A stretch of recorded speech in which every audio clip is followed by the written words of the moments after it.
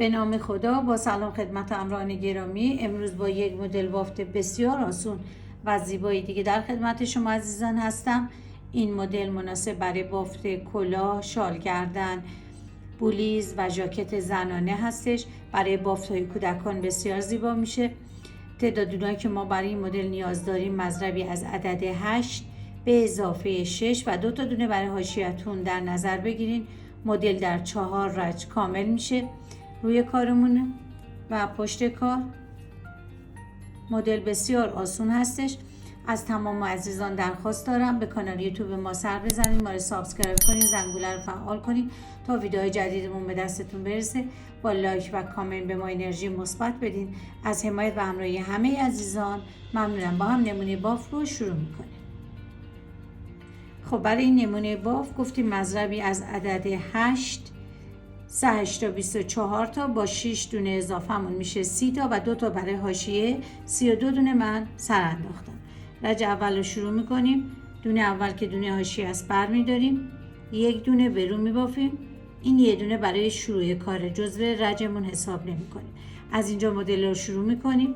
4 تا دونه رو میخوایم به زیر ببافیم ولی با 3 تا نخ دور میل. 1 2 3 نخ دور میل میپیچیم و بعد از دونه خارج میکنیم. این یکی، 1 2 3.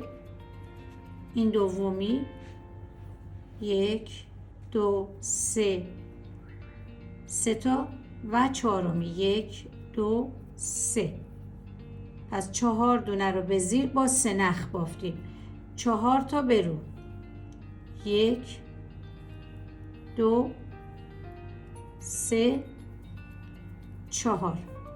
این یه دونه که برای شروع رج بود. 8 دونه مدلمون رو کامل کردیم. دوباره تکرار هسته. 4 دونه به زیر با 3 نخ. 2 3 1 2 3 و 4. 4 تا به رو، 1 2 3 4. دوباره تکرار. 1 2 3 دور نخ رو بپیچیم. 1 2 3 و 4. 4 تا به رو، 1 2 3 و 4. 1 2 3 دور نخ رو میپیچیم. 2 تا 3 تا و 4 تا.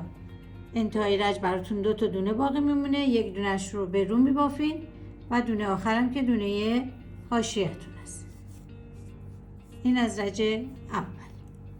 میریم رج دوم. دونه حاشیه رو برمی‌داریم، یک دونه به زیر. این برای شروع کارمونه. نخمون میاد روی کار و این دونه هایی رو که با 3 نخ بافتیم آزاد میکنیم. 2 3 4. 4 تا به زیر، 1 2 3 و 4. 8 دونمون کامل شد. دوباره نخ میاد روی کار، 4 دونه آزاد میشه. 2 3 و 4. 4 دونه به زیر، 1 2 3 و 4. نخ میاد روی کار، 4 دونه آزاد میشه. نخا 2 3 4 و 4 دونه به زیر، 2 3 4. وقتی دونه های نبافته رو میخوایم برداریم، نخ روی کار هستش و بعد میره نخ زیر کار و دونه های زیر بافته میشه. انتهای رج 2 تا دونه براتون باقی میمونه. یه دونش رو به زیر میبافیم و دونه حاشیه‌تون. میریم رج سوم.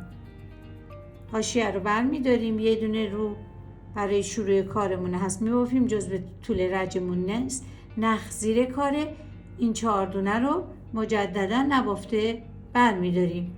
نخ میاد رو، 4 تا به رو، 1 2 3 و 4. 8 دونه‌تون کامل شد. نخ زیر کاره، 4 دونه رو نبافته برمیدارین، نخ میاد رو و 4 دونه به رو میبافین. 2 3 4. همین تا انتها باید تکرار کنین. نخ زیر کار، 4 دونه نبافته، نخ میاد رو، 4 تا به روی میبافین. 3 4. انتهای رجتون 2 تا دونه دارین، یه دونش رو به رو میبافین و دونه حاشیه‌تون. میریم رجه 4. حاشیه رو برمیداریم، یه دونه زیر اول اون رو میبافیم، دوباره نخ میاد روی کار و همین 4 دونمون مجددا نبافته برداشته میشه. 4 تا به زیر، 1 2 3 و 4.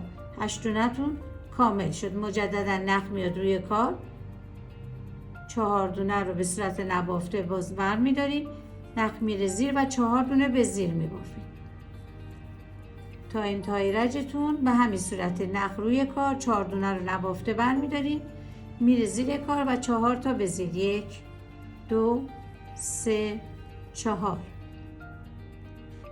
4 دونه نبافته رو برداشتیم. انتهای رج 2 تا دونه داریم، یه دونه به زیر و دونه حاشیه‌تون.